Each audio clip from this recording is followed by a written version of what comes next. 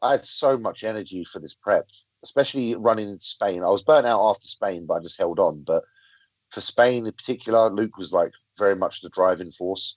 And I didn't really, like I said, I didn't really have to visualize anything. I just had to call upon and talk. You know, like I'd go home and in an evening, like in the room I'm in now in particular, like I would lay in my bed watching telly, and I've got my portraits of like Luke. I've got 2 portraits of Luke in here, and I'd look at this one in particular and I'd just speak to him and I'd say, you know, is everything I'm doing, am I doing it right? And I'd say it out loud. I'm not fussed about talking out loud to him. Like, what do you think? Do you think everything I'm doing now is going to lead to the result that we're trying to get?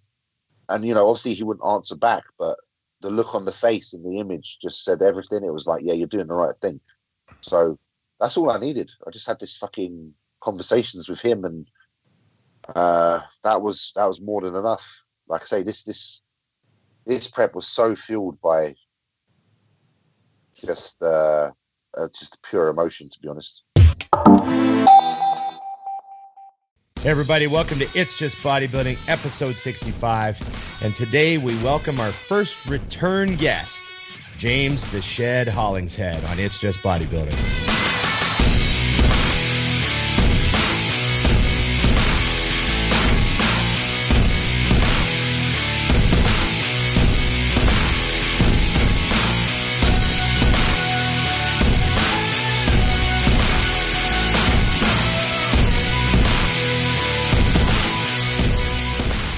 Fucking Ron's on fire today. I can already feel it. That sounds good. James the Shed Hollingshead. It was flowing. Let's just call this episode now. It's enough. Good job. So you've got what I call the I don't know, you shaved clean and now you're growing a fresh beard. Just keeping it super tight. Super tight. It's nice and thick but real short. And it looks like you're emphasizing the stash. Is that just the lighting or is the stash a little thicker? Well, maybe the stash is from my 70s porn days. I don't know. Even though I wasn't born in the 70s, it still makes sense. Looks like you got it's all even, and it looks like you like darkened in the cop stash, just like that. Might be from like the drinks getting on there. Right.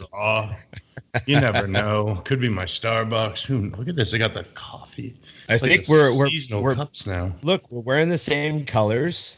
No, well, blue, but I went with a different blue. Yeah. Okay, so we're blue and white. And what color is your hat? Is that gray? No, this one's black today. All black on black. Because I just had these made actually, so they're coming in. We're in the same shirts and we're on the same drugs. Absolutely. High on life. That's what you mean. If James isn't in a blue shirt, are we still going to have him, or what are we going to do? I'll take James if he's wearing a loincloth. That's uncomfortable for me, but okay. Okay, we're going to bring James Hollingshead on. Let's do it. Awesome to have you back on the show. You are our first return guest. Wow, that's a privilege. Am I connected all right? Like, because my internet seems all right. Oh, yeah. No, you see, I mean, I don't think you get any prettier than that. Okay, I'm just checking, man. I just don't want to let you guys down. You know, what's with the glasses? It's because I've got this bright bloody light in my face because my light's off and I've got this on. Right. Okay. So I'm trying not to burn my irises out.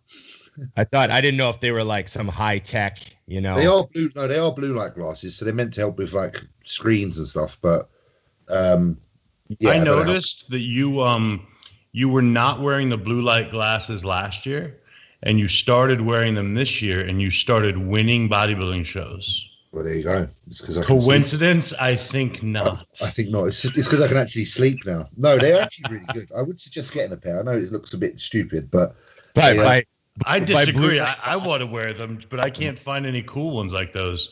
These are just cheap ones off Amazon. They were the first ones that came up. That's what I fucking need. I literally was looking at fancy ones. Sometimes what you need is there on the surface. That's the type of guy James is. He's sort of like me. He's the first one that comes up on Amazon. Boom. £8. Yeah, I'll have them. They're probably you would real. Think like I'm a surface stopper in pretty much every way. It's amazing that I dug deeper for once. Yeah. You know, it's like once you go into the labyrinth, there's no way out. So I thought better not enter the cavern. You love the references to magical kingdoms and fantasy worlds. I just like fantasy shit. Yeah. Everything's a labyrinth. I've even got my. I don't know if you can see this. I get Resident Evil shirt on. There you go. Yeah, man. The classic Resident Evil 2. Is that like the equivalent? Is that like the equivalent of Die Hard 2? It's an equally good sequel. Yeah. It's one sequel that was actually better than the original, like Aliens. Right. There you go. Like, See, you don't get it often. Aliens and Terminator Judgment Day.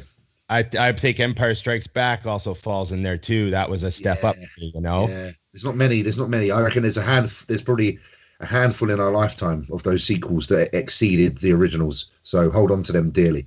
Yes. See, it's a very valid point. We're going deep with James. You know, Godfather 2 is another. There you go. The list is short though. So we probably have hit 5 there, and I reckon there's no more. Yeah, there's no more. I like that sort of finality. There will never be another. There will never. Right? I love it when people say stuff like that. There will never be another. Like, really? In this case, I don't disagree, though, because then you got like the hangover, and you're like, why? Yeah. It's true. Overkill is what they say, isn't it? Yes. Yep. Actually, let me just slip one more in there before we move on. Yes. Lord of the Rings, The Two Towers. Very good. Okay. I don't know if you like that. Yeah. But yeah. Okay, no, well, I would have been disappointed if you wouldn't have hit a Lord of the Rings reference at least once during this episode. So you got it out of the way early. Yep. Oh, but we have a lot of time, so we're going to need at least one more because it's only 11:53. There you go. So how is life? Wow, that could be the question. How is life? Stop. Yeah, right there. Life's good. Just trying to wind down a little bit now, if I'm honest, guys. Just trying to breathe and take it all in and just realize the achievements that have been done and just appreciate rather than remain in that mode of which you don't take nothing in and you just keep forcing it, which is necessary in order to get the achievements done. But you can't live that way if you're never, because if you live that way, you'll never appreciate the things that have happened. So right now I'm just kind of like switching off a touch and slowing down mentally and just allowing things to kind of settle in and just enjoy it. Nice. Allowing yourself to be in the to be man. Yeah, to be. Man, it's been an intense year. How does this year make sense to you now in a way? It does. It feels purposeful. It's purposeful for me because it's a challenging year for everyone. It's been a right shit year for everybody. There's not one person out there this year hasn't affected in a negative light. And I think in that, at least for myself, I can say that these years shouldn't happen all the time, and they won't.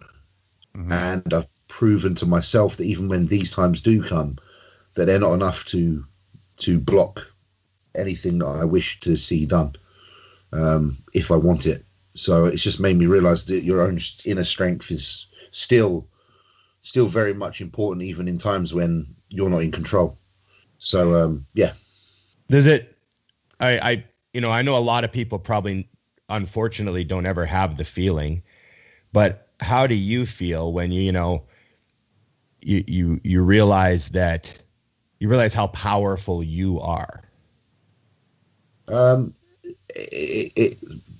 you know what? It makes you very happy to know that you're alive and that the future is still in your control.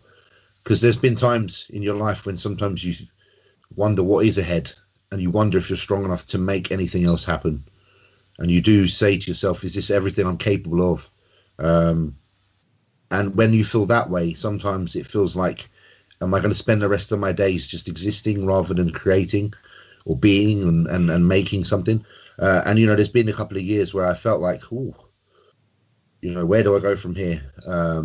But this year, has definitely certainly improved my life and allowed me to realize that I'm still very much able to create so many opportunities and just so much good feeling with just effort.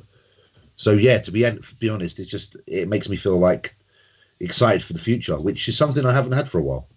When you something I noticed, and I think you might have even touched on it verbally, a year and a half ago, obviously it's funny, but I feel like we just met and I've known you forever, that you were kind of a guy who had accepted the idea that you were going to be one of the like second tier pros.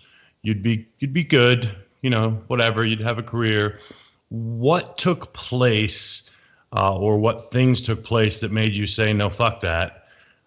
I'm going to go for it and actually believe I can do this? Because I think it's something I have so many people that reach out to me, and I know you guys do too, that'll say, do I have the ability to do X? And I'm nervous when they do that because I always want to say, well, no, because you're asking for permission. So why did you give yourself permission to stop deciding you were going to be the background guy and become the guy who won everything he did? I'll just be honest. That was a very easy answer. It just resonated with me then. It's justification for Luke.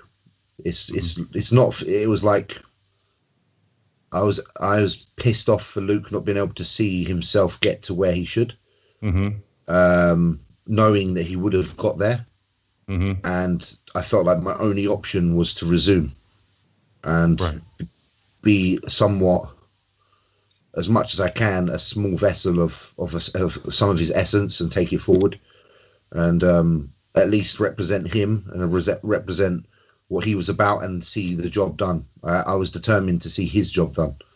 And that's like purely it. It was like almost like he was in the driver's seat.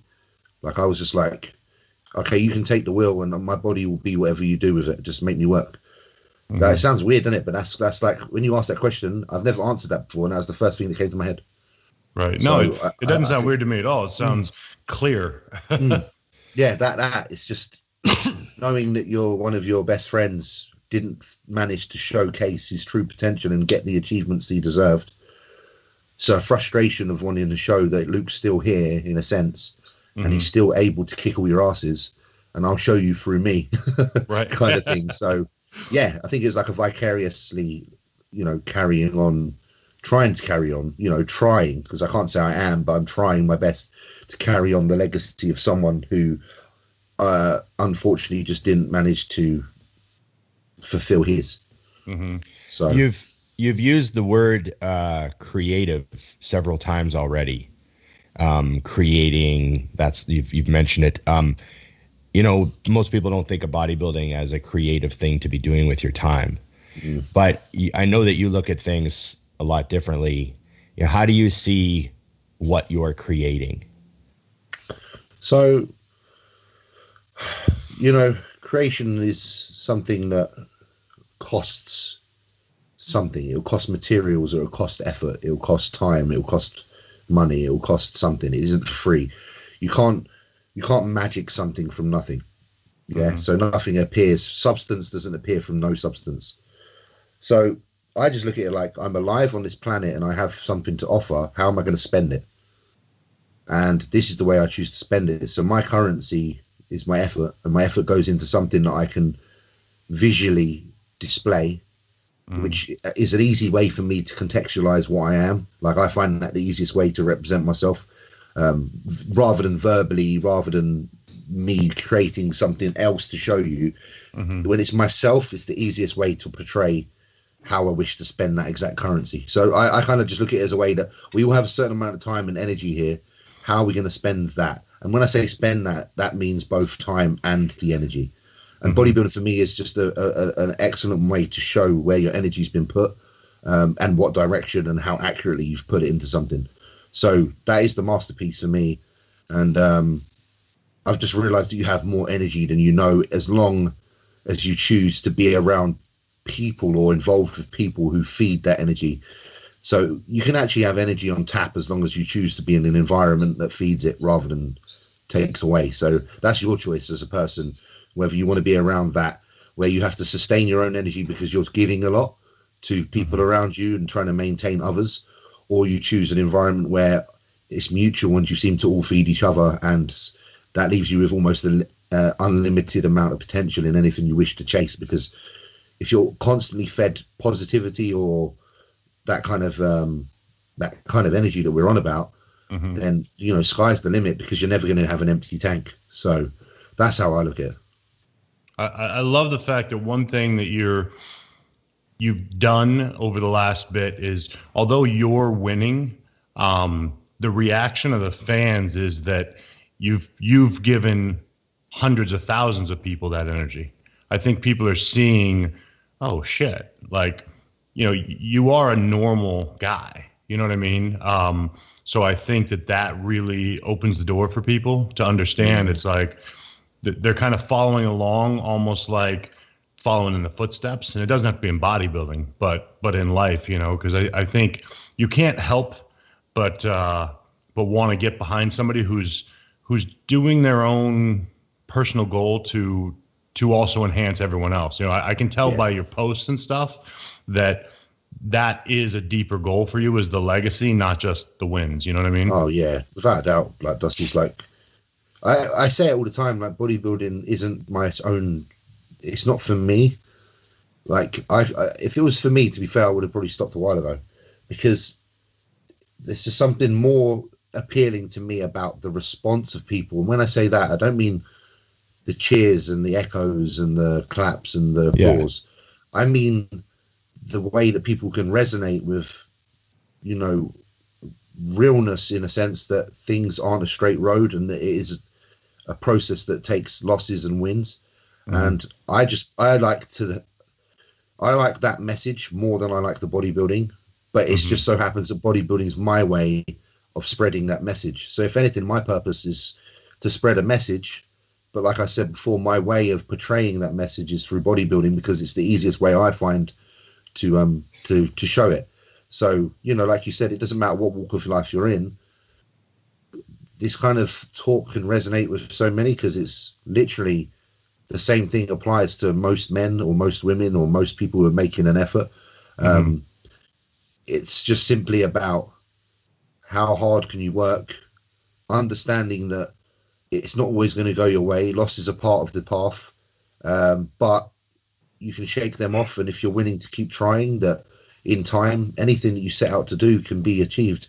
And even if you don't achieve the true heights of your dream or goal, you're going to achieve a damn lot more for trying than you are for sitting back and thinking I wasn't able, or capable. Sorry, more so I wasn't capable. So it's just about not, you know, switching that mindset that you said. Turn off the I'm not capable mindset, and just see and just go and just let it flow and let it be organic and let it happen as it does. And as long as you're focused and you have your attention in the right places and it's direct and not all over the place, you're going to go a lot further than you really, really anticipated. So it sounds like if it was just about the physique, you wouldn't be nearly. There's not enough substance. Yeah, it's not even really about the physique. Yeah. No, like I love to look. Don't get me wrong. I love to like. If it was about the physique, I wouldn't come off a diet after a show. Right. Like I wouldn't go out and eat the food I want to eat, because I'd be so obsessed with the fact that I have to look a certain way because that's what matters. And it's really not that. Like that's half of it. Like it's not even half of it. It's 25% of it. Yeah. There's just so much more to it. And you know, whether other bodybuilders agree, like it doesn't matter. That's just the way that I look at it. I don't know what you guys think, but yeah. When we talk legacy, like, you know, it's a huge word. It sounds silly sometimes when we use it in reference to anything about our own lives sometimes. But the legacy is, you know, whatever someone's legacy is, it's, you know, they say people never forget how you made them feel. Yeah. And that's definitely what I see as the reaction to your year is, you know, a lot of people, I mean, obviously the Luke connection, that everyone had through that whole process, but also you're a throwback underdog. You're not supposed to be the guy that come out of you know, you were, you know, like you were like a second call out guy. And then, I mean, any one of those, you know, some of those second call outs you were in, any one of those guys could be you right now. Yeah. There's no reason why it wasn't, like, why was it not one of those guys that did this? Yeah. And a lot of people, I think, have seen what you've done and they've been like, man, he just stepped up and just said, enough. This is what's going to happen. Yeah. You know, do you feel like that's the reaction that you get? Do people tell you that? Because that's what I. Yeah, I feel like that is. I think people just realize that you get to a point where it's like one way or another, like you either, like you say, accept like Dusty mentioned briefly earlier, or you don't. And I suppose I just got to the point where something just aligned up to the point where I was like, I'm not going to accept this now. I'm going to change this. And yeah, when you speak about legacy, it's like there has to be a depth, doesn't there, for legacy? It has to be something more. It can't just be the man had a good physique.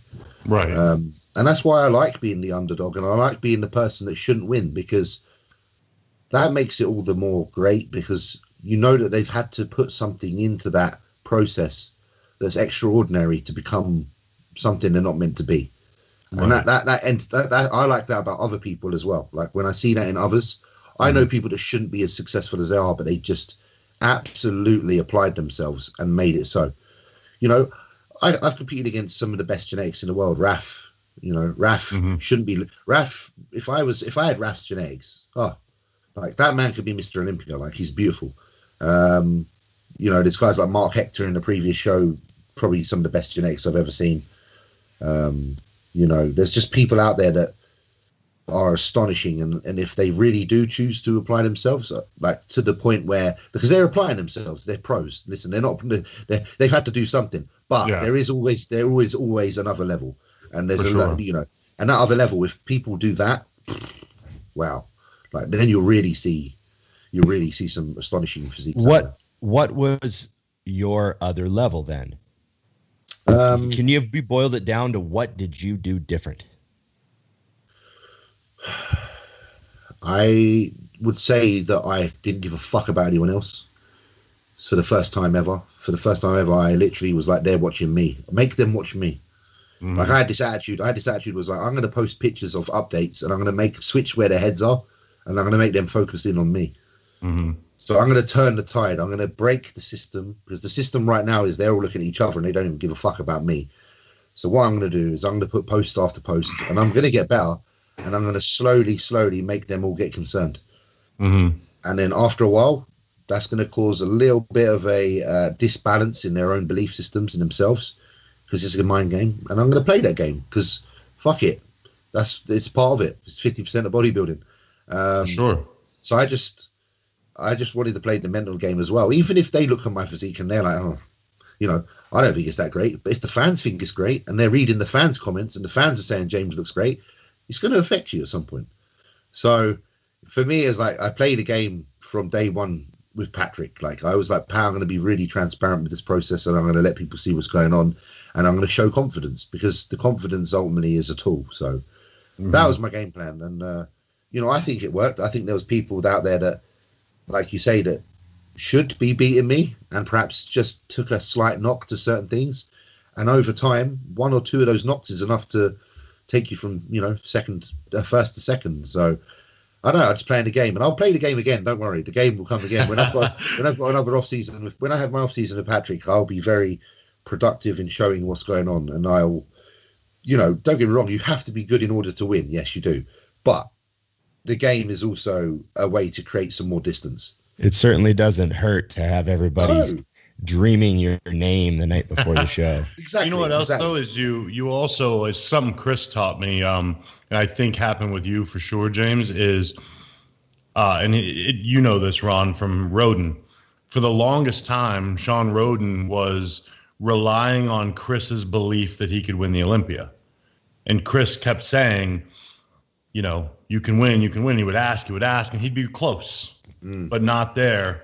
And I asked Chris, I want to say it was about 8 weeks out before the Olympia that Sean won. And I said, how's Sean? And he goes, he's going to win. And I said, well, what do you mean? And he goes, he now believes that he can win. He's not relying on me anymore. And he said, it's just brought another gear. Yeah. And I think when you apply that over time, what happens, and that's the thing, is your brain, I understand what you mean, and you're right, it definitely gets to people's heads, but along the way, you go from, I'm going to push these buttons, to, no, this is real. This is how it's going to happen. Like, you mean it. It's not arrogance. It's the amount, it reminds me of Dorian's quote. There's no way that someone getting ready for that show was being more perfect than you were. Yeah. And that's something I think, even if it doesn't turn out, you look back at your prep and go, There is literally nothing I couldn't have done. It's like the point of being that definitive in your decision making as well. Like, you just kind of brought up something there that made me think of an image.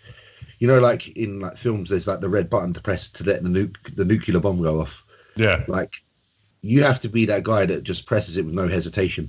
Yep. That's what you have to be when you're trying to win. Mm-hmm. When you're the person that doesn't win, you're the one that knows this consequence, and you're like, you have to have this unworldly belief that by pressing that button, everything will be great. Yeah. Even though it could cause catastrophe. Right. Like, you know what I mean? You did cause catastrophe for everyone else. That's the metaphor.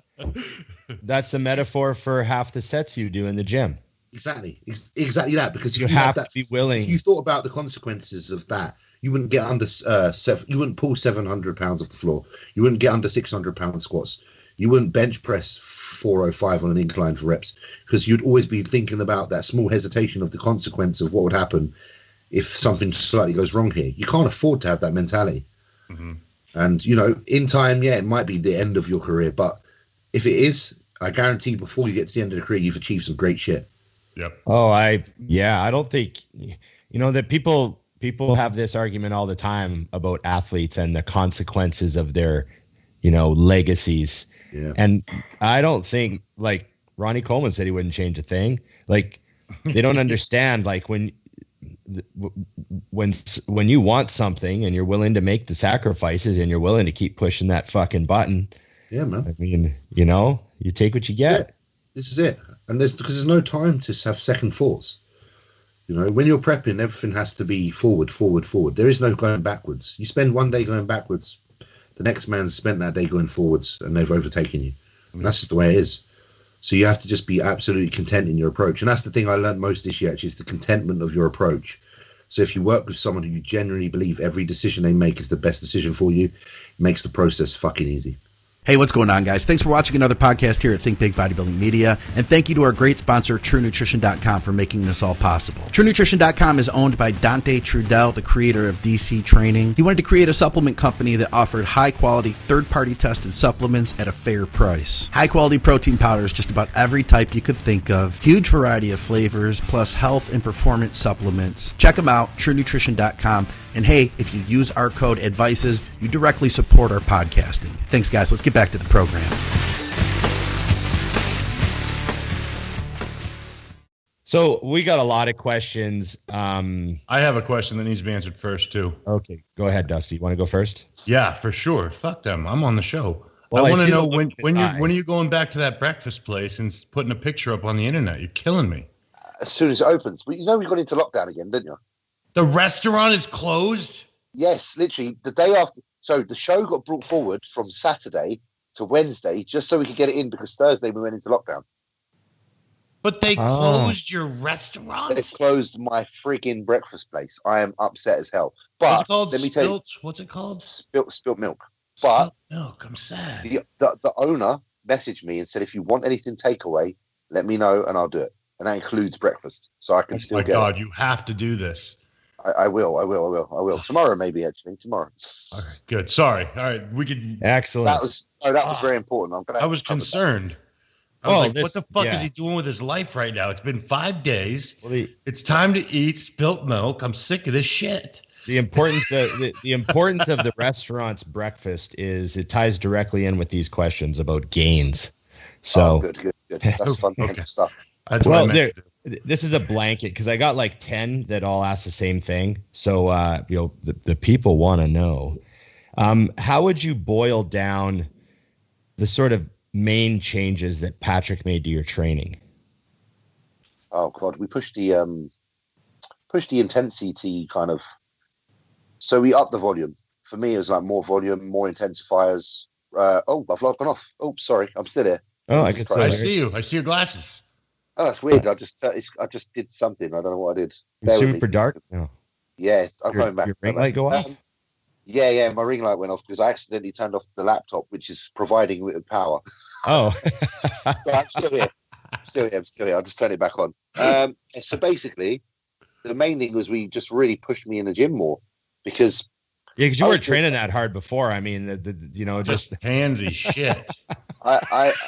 the volume and the training, you know, I was doing wasn't, to be fair, correct for the improvements I required. Mm-hmm. So the first thing Patrick did was analyze my physique and tell me what we need to improve, and made training fit that. So he literally did go to the point of splitting training up to being very focal on certain aspects to try and improve body parts. And that was what we did. Because the training is the thing that changed me most this year, because the nutrition, as important as it is, it wasn't too dissimilar to previous nutrition. But what happened is that the training targeted areas of my body that needed improvement enough to stimulate change there to balance me out and make my physique better. So, you know, when people ask me about how important is training and should your coach do your training, I'm not saying your coach should, but if you do have weaknesses in your physique, you need to address training, because the training is what changes your shape. 100%. Nutrition will not change your shape. It'll make you grow or it'll make you get leaner. But when you actually have to adjust how you're looking and there is weaknesses, the most underrated thing is actually changing your training to suit that. And that's the one thing that he really, really focused on. What was the volume like then? You said you increased volume. So like, say, is it on some parts back, only? like what did a back sets and reps? I don't need like exact. Yeah. So it, obviously he did definitely regulate volume. So it wasn't always high, but there was areas of time where we'd push it hard and make sure we're working absolutely, you know, to the pinnacle of my kind of output potential. So, you know, back maybe like 9 exercises, 3 sets roughly per exercise. So for me, that's really high volume. So like that's pushing 30 sets, which I'm not like. I've come from doing like 6 to 8 sets to doing that. And bear in mind, some of those sets are then, again, these intensifiers like you like to use, cluster sets, you know, rest pause and whatnot. So the workouts are pretty big, and they're really smashing the shit out of one area in particular in most sessions. So a long time in the gym, you know, fun for most of the prep, but by the time you get to the end of the prep, you're like, fuck, I'm going to be in here for a couple of hours. This is long. But were there body parts that you kept the volume low on that didn't get jacked up? Like, we didn't have to push chest volume overly high. Hamstring volume wasn't overly high, but we did train them more. I split them up from being on my normal leg day, so they just had a bit more attention, a bit more mental focus. Right. But all in all, most things got the volume treatment, because Patrick's a massive believer in kind of both the regular hypertrophy and your sarcoplasmic hypertrophy, which requires, in his, you know, opinion and studies, some of the more vigorous training that comes with the techniques and stuff. So when you combine the two together is when he feels that you get the most potentiation for growth. Hence why we had a lot of extension stuff working out in the plan. I noticed. I think it definitely worked. Yeah, well, I noticed in some posts, like you'd put up a post and go low volume day, and it would just be a few work sets. Yeah, so that's what I mean. There's regulations. So like, he'd push me for a few weeks, and then if, you know, the body started to tire, pull back, do a couple of days of each body part in another kind of way, and then allow that to kind of get back to where it was, freshen up, and then go again. So it just depended on where we are with calories, with output, you know, whether in terms of where are we in the diet, where's body fat levels, where's stress levels. You know, he's very anal, so he kind of monitors everything. So you can guarantee that when he decides to make a change like that, it's not just because we've done it for 6 weeks, let's change it. It's always a lot of reason behind it, which is why I always found it fun, and I found it easy to adhere to, because he'd just give me a reason, and then as long as I've got a reason, I'll do it. Right. So it made it really easy for me. It made it really easy for me. What about the relationship you have with Patrick? Like how often you guys talking and stuff? Like, is it? Me and Pat talk every day, literally every day, and we have done since we first started speaking, because you know, we first started speaking, all I wanted was some training, to be honest, because Chris was looking after me at the time, and you know, I was pretty happy. I didn't need to go anywhere. I didn't feel the need, and Patrick didn't want to intervene. He was just like, look, of course I'll do some training. Here you go. And after he gave me the training, I just noticed that, you know, he would always message back to say, how was the session? Do you feel that you need to change anything? Blah, blah, blah. Very attentive. which is something of a quality in people that I like. I'm me as a person, because I say this because I think this is why, because I didn't grow up around much male guidance. When I gel with someone who's older and a male, I normally gel with them pretty hard, like almost father figure. Like I get on with them really well if it works out. Perhaps because it's like something that I crave a little bit, personal level. So I found that I just had this relationship with him, grew quite easily and quite quickly and quite naturally, where I felt very trusting in him and very able to just say, yeah, sweet, no worries, man. And actually looked up to him to a certain extent. So yeah, that's how my relationship was with him. And like I said, we spoke every day. He was checking the training, and it just got to the point where I was like, look, man, you're checking in me every day. You're making all this effort. I might as well give you some work, like, because it's a bit, it just makes sense. And so we decided to do the work together at the beginning of the lockdown, and we used the lockdown period for my off season, which was only short. It's probably about 6 to 8 weeks, and then we decided to obviously compete. So yeah, we didn't have long together. We literally from March or April, I believe, and then up to now. So having said that, everything that we managed to achieve in such a short time is what excites me about the fact that I qualified for 2021 already, because I'm like, wow, man, look, I reckon I can go away and do some crazy shit. So, mentally, I'm in a very good place because of it. How do you feel about I'm guilty of it. I think I spent 5 minutes ranting about it on an episode a couple weeks ago, but people comparing you or referencing you to Dorian. Listen, at the end of the day, I don't see it, because Dorian's Dorian and I'm me. I'm honoured. It's nice people say shit like that. But we are our own people and legacies are our own. But I'll never be offended by it because I'm a fan of Dorian. So I'll always take it and smile about it. But, I'm certainly not Dorian. And there's other physiques that have been out there in the past that not replicate, but look a lot more like him than I do. I think a lot of the reference. Sorry, I was just sorry, I didn't mean to cut you off. I think a lot of the reference isn't even. There's the physique reference, but it's more of the attitude and the spirit you bring to bodybuilding, and who's going to carry this torch of this kind of ultra hardcore, approach. I think that's what I was referencing. Oh, listen, how can you not smile when people say that, even if you don't feel that that's the case? Like, I'm very flattered that people say that. I'm flattered by people, even they've made comments about Branch Warren and stuff with me. Yeah. I like Branch. I think he's fantastic, and I think he's one of the best champions we've ever had. Somebody who went against genetics to a certain extent, won 2 Arnold Classics, tore a quad, still kept fucking going, got second in the Olympia, and just kept going and said, fuck everybody. Like, they're the people I look up to because I can relate to them more, because on a genetic level, they're more similar to me. So when I look at Dorian, when I look at Branch, like, if you look at somatotypes, genetics, nationality, at least like with them guys, when people are comparing me to them, I can at least say, you know what? Yeah, we kind of came from the same place. So the potential is there to do well because they done well. That's how I look at it. So I'm always happy to hear such things. But, like, there is certainly other people out there that are genetically superior who I would say are more like the Dorians. But, oh well, I'm not gonna say it's a bad thing. Yeah, I don't think anybody would. Oh, go ahead, Dust. No, basically, I think my big question now is, what do you do after the shows? I'm assuming, have we made a decision on the Olympia? I don't even know. I don't follow. Yeah, I've made a decision. This one's silly for me to do. Considering everything going on, because we've got a 4-week lockdown here in the UK. Okay, we're not allowed to travel abroad. If I was to have done the Olympia, I would have to travel abroad ASAP to do a quarantine somewhere 2 weeks prior to going into America, because it doesn't count being here. Right. Yeah. So my friends that are doing the Olympia that are from here have already left. I saw they left literally the day of you would have had to have left before the British show.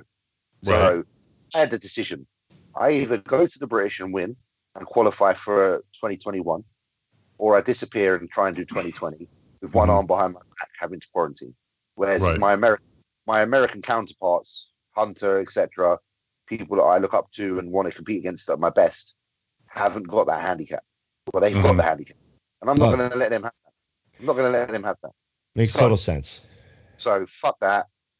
I've qualified for 2021.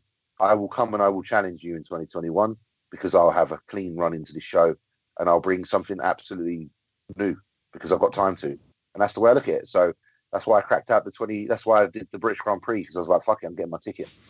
Right. And you, and your plan, are you going to taking some break now during this quarantine? And yeah, I'm pretty chill. Like listen, I got a diet from Patrick. I'm doing post-cycle therapy. I might have one of my meals out of 6 a day off. As long as I eat my amount of food I need to eat, then I'm kind of happy. I might not have a meal some days. I'm just not that fussed. I look at it like once January comes, then it's game on. I want to have a nice Christmas. I'm not going to lie. This year burnt the fuck out of me. But it didn't burn me out, but it burnt the fuck out of me. And emotionally, it's been a hell of a ride. Only just yesterday or the day before managed to go up and see my mum in her burial plot for the first time because I've been on prep. And I'm that guy that when I'm on prep, I speak to her aloud and I say, should I come? And I hear her saying, no, focus on the prep. So, it's the first time in a long time where I've been able to now finally, have some release on a human level, like interact with people, with friends, eat, chill, like actually love people, because I love people, and I love friends, and I love embracing like normality as well. Like I think there's a time and a place for that. So right now I'm in that time where I'm like, listen, you just fucking won 2 pro shows back to back, son. Like, come on, you're capable of anything you want to do, but at the same time, if you want to be capable, you've got to know when to push and when to pull. And right now, off the back of what you've just done, there's no harm in having a little bit of downtime, mate. So, I have to tell myself that, because obviously the want to be legacy champion creator in me obviously thinks go, but I have come to realize that that's not how you get there. Right. So, yeah. So right now, fucking chill. If I'm going to probably order a McDonald's in a minute for takeaway. Honestly, yeah. Like they do Uber Eats. And I want one, I'll fucking have one, man, because you can bet your bottom dollar when January rolls around and I've got my eyes on the prize, I'll be so refreshed mentally and so ready to give it 100% that I'll make James Hollingshead 2020 look like a boy. Right. Like I honestly will. Like, because I know what I'm programmed like, and once I'm fucking dialed in and I'm mentally on it, it will be exciting and it will be something worth watching. And I want to give people something worth waiting for the 2021, because I'm not, I think if you give me a year with Patrick, I honestly think I can push for a top 6 at Olympia. Right. I don't give a fuck. And I'll say that, because if I don't say that now and I don't put it out there, there's no pressure on me to do so. Right. So fuck it. Create something. And I hope most people listening think, oh, that's ludicrous. That's the only people that belong up there are the big Rammies and the Bonacks. Yeah, fuck that. But they were me once. Right. And I'll go away and I'll make myself one of them, because times change and so does the lineup. And and it's about time we got a big Caucasian fella in the top 6. Finally can sprinkle it in. And they don't come whiter than you. Exactly, man. I just got. It's just, you know what? It just got to balance. I just want to be like the best Caucasian. But my thing is, if I don't be the best Caucasian bodybuilder on the planet, I'll be well happy. I love it. You're gonna have the best tanning sponsor as well. Yeah, well, because because a few years ago I would have argued that like Justin Compton for me was like the best of the Caucasian guys. He could have been whatever he wanted. Like, I felt like he was going to be the guy that could have been Mr. Olympia, and obviously he's a friend of mine and things didn't work out and he's kind of called it a day on that front. So now it's more reason for me to try and step up. Right. That's funny, man. No, it's always good to have a goal, James. Yeah, definitely. And like, I'm realistic. I think the Olympia is something that you're going to have the genetics of multiple kind of ethnicities to be the perfect specimen. I really feel like you've got to be this hybrid, like Phil Heath. But I feel like an Arnold, or just, I feel like you can win an Arnold as long as you fucking grind. And I feel like you can do well at the Olympia as long as you grind. So my real goal with you guys, honestly, is to place top 6 at Olympia, and then the following year or whenever I can is to win an Arnold Classic. And if I win an Arnold Classic, like the Open Arnold Classic, I'll retire. Do you think that? No, you won't. Do you think that you like that? I threw that in there.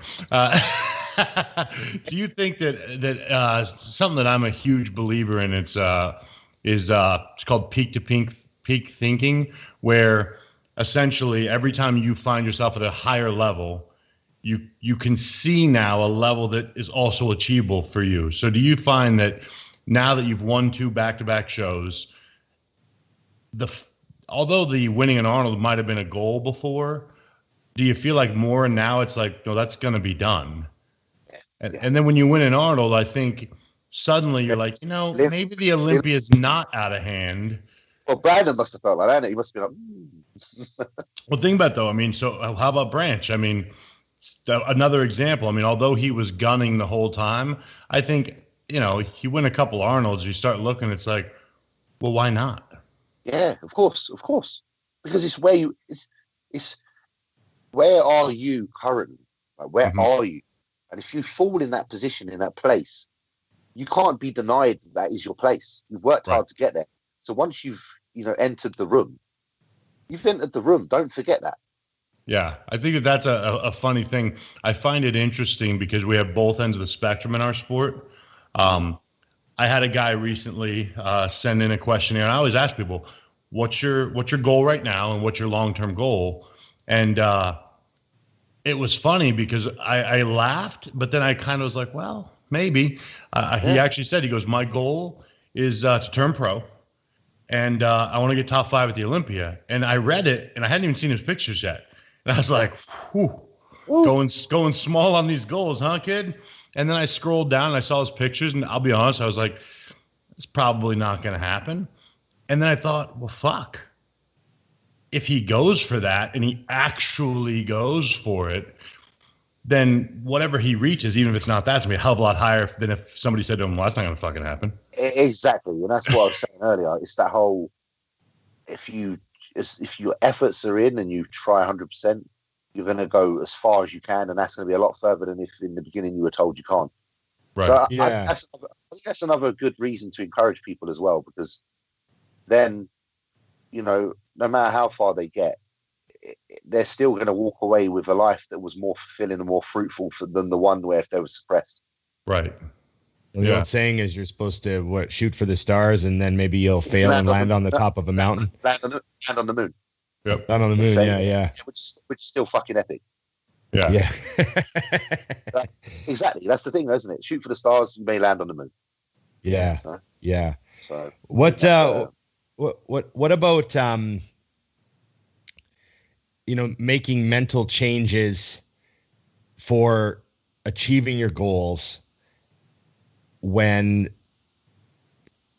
you started to see the muscle piling on? Like, is that how it happened? Because we saw it. Like, you started to grow, and what was that? I didn't really see it. I just all I was waiting for on a daily basis was the words that came out of Patrick's mouth. Right. Okay. That's kind of what I was trying to put into words. Like, how did it start to build for you? So for me, it's just, if Patrick said that's a great look, great day, that was the day complete. I'd shut off. I'd watch some fucking telly, and I'd wait for the next day and try and get the same feedback. It was just one day at a time. I didn't think ahead. And that goes for the off season into the prep. It was the same thing every day. There was 2 times a day when me and Patrick speak, morning and evening. And if I got the thumbs up in the morning and the evening, I was more than content. And that was all I focused on. Just those two interactions of the day. Everything else, I knew what I had to do. I knew what I was meant to execute. And I knew that I did everything that I was told. So all I had to do from there was to see how the response was. And if there was a response that was negative from him, then it would have been not because I've done something wrong. It's just because the plan needs to change. What would be an example of a negative response? Like how often would he say, like? Oh, to be fair, I'll be honest with you, we had 0 negative responses on this whole thing. He's like, I actually don't know the answer to that. It's theoretical. It could happen. We did, every time we did check in, he was like, fuck me, this is smoother than I anticipated. This is perfect. So it was just like, okay. And I think because I heard that, the next one will be perfect because I was so relaxed.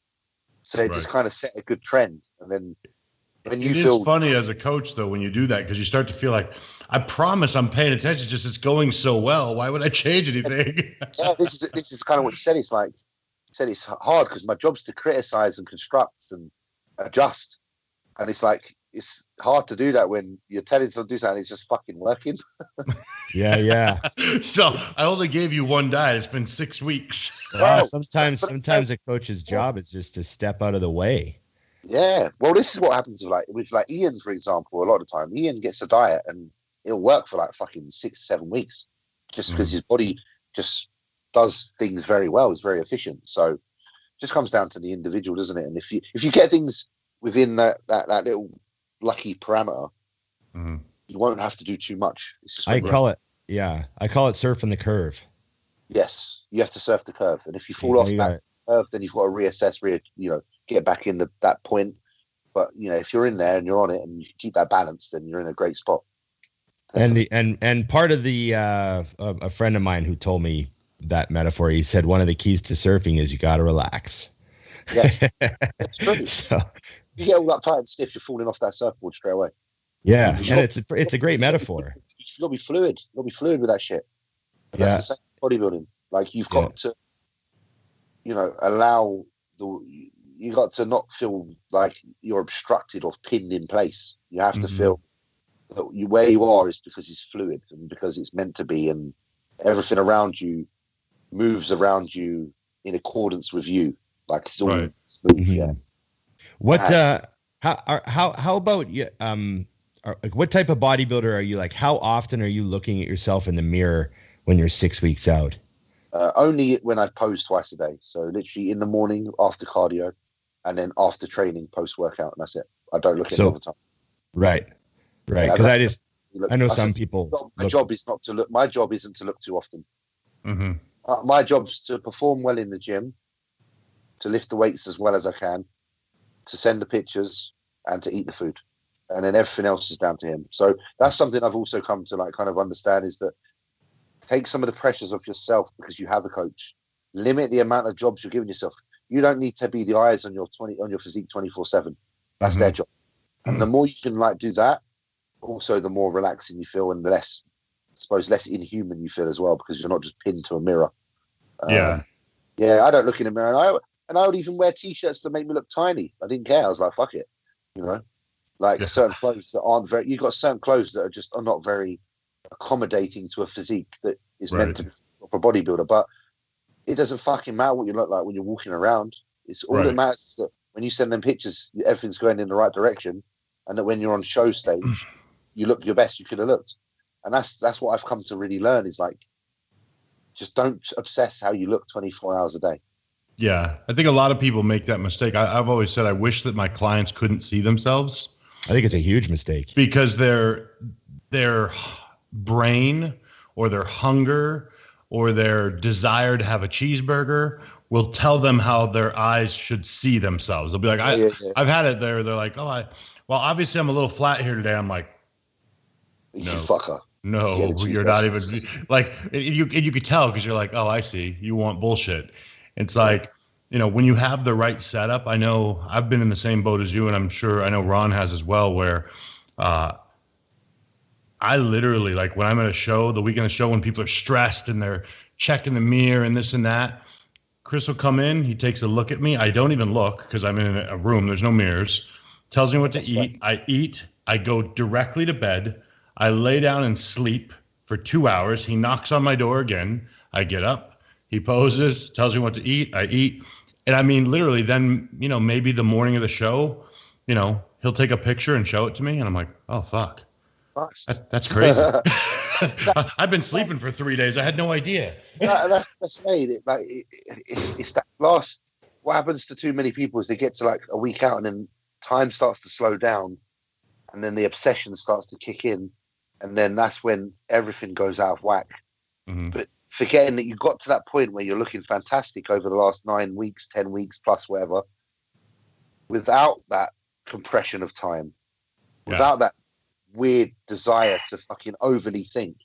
And if you can control that last week, those last days, and become very relaxed in that last part of the process, you'll enjoy doing shows, and you'll do a fuck ton of shows because it won't be a stress. Yeah. That's like it's hard. It's not easy, but I think once you train yourself to feel a certain way and be a certain way, then you're going to be able to, like dock the boat at the bay a lot better than other fuckers. Yeah, there's too much thought, like you said, of just wing in. I did want to know, and without jamming into personal life, but just out of curiosity, how was the mental change when the missus went off to school or work or whatever she's doing? Was that a difficult transition? I function best alone, in right. all honesty. Yeah, like when it comes to bodybuilding shows, I don't really like to have women present. I've always been the guy that normally when I'm in a relationship, I'm like, don't worry about coming to the show. Because for me, it's business. Like, I just want to go and do it. And if anyone does come, I want it to be some of my friends that are guys, because they make me feel like I'm not even fucking doing a show. Right. And that's my way. That's just the way it is. Just because if my girl's there, no matter how much I try not to concern myself with, are they okay? Where are they? It's still going to be a factor. So for me, I'd just rather eradicate that factor fully, and then it's not something I have to even consider. So right.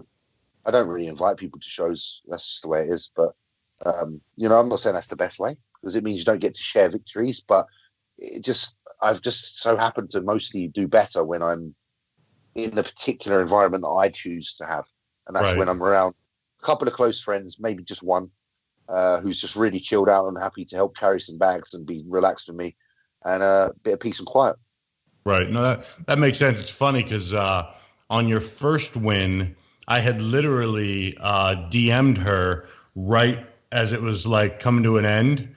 And so it was like an immediate back and forth when you won, because I said, he's got it in the bag. She's like, something like, I hope so. And then like 30 seconds later, I got the essential holy fuck.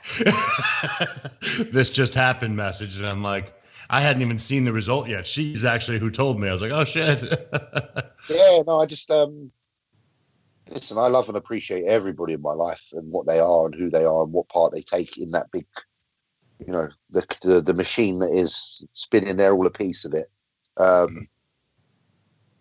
And, they have a certain place, and I don't wish to reconfigure that machine, because right now it seems to be working. Right. So, if you have to be the part that's over there when I'm at a show and not dead in the center, it is what it is. It works. And, right.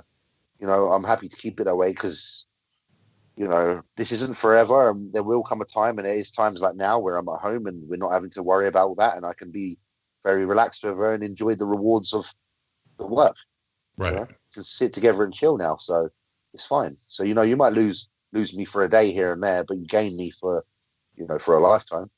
Right. No, I like that. It's something that I know a lot of people struggle with, is that balance. And I'm always asked about balance, and I'm like, what the fuck is that?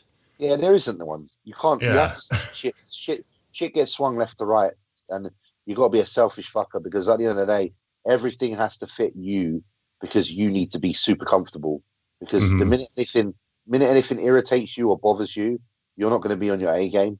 And that goes for any elite sport athlete. Because listen, if it's Andy Murray or I don't know, any someone like fucking Lewis Hamilton, the only reason they're as good as they are and they compete as well as they do is because they're selfish when it comes to crunch time. Right. That is necessary. And if you have a partner who understands that's how top level shit works, then you've got the right person. If they don't and they're needy, fuck them off. Right. What's funny though is I don't disagree, because I have a friend who's a surgeon, and he works obscene amounts, and he actually had an issue with the extremely expensive school that his kids go to, because they're like, well, you don't understand what some of these other kids go through because their parents don't have the funding and this and that. And he goes, no, you don't understand that those are the sacrifices I make. I haven't been to a fucking football game because I'm making sure these kids don't need this, this, and this. And I think people miss that in every sport. It's like, hey, if you can let me have this window, when I'm done with the show, you are the show. It's true.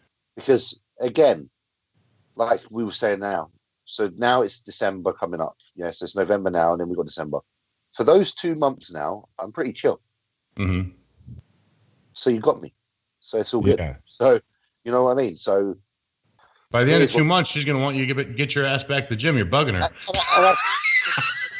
That's it. That's what you hope. You want to do that slingshot. You want to kind of slingshot. you do because you want to like drive yourself almost so crazy the other way now that once January comes, you're so ready.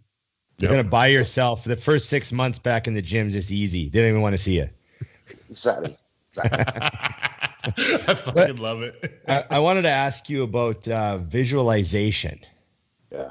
And I mean, we've all talked about it before and stuff, but I want to ask you, what were some of the things that you were actually visualizing while you were prepping for this show? Like, I mean, I got some crazy ones, like being on the treadmill and visualizing like fire roasting the fat off your body and all that stuff. You know, like there's weird things we do when we're training and prepping. What are some of the ones that you like use? This prep was so different because of the situation with Luke. It was very like, I didn't really have to visualize because a lot of it was just my inner feelings spewing outside and controlling and dictating my energy and my efforts, because it was just always present. There was always this like requirement to do justification for him. Mm-hmm. You know, if I felt weak in the gym, I'd almost like hear Luke say, "Come on, Jay. Come on, Jimmy. Come on, Jimmy. Stop being a fucking pussy." You know what I mean? I'd hear his voice. And then straight after, I'd be fucking bent over rowing 200 kilograms like it was nothing. Because just not wanting to let him down and feeling like he was still there with every rep. I remember being like a few weeks out and I was filming and I was, you know, tired of being in front of the fucking camera. I thought, fuck off. Stop filming me. But, you know, obviously I've got to do it because it's part of what we do. And this one particular set of barbell rows, it felt heavy in my hands. And then I just thought, you know what, I'm just going to say it out loud now. I'm going to say, you know, this one's for fucking Luke. This one's for fucking Luke. And I just said it out loud. And it just released a certain amount of endorphins in me and just made me like be able to just fucking whip it around like it was 5 pounds. It was just, I don't know. I had so much energy for this prep, especially running in Spain. I was burnt out after Spain, but I just held on. But for Spain in particular, Luke was like very much the driving force.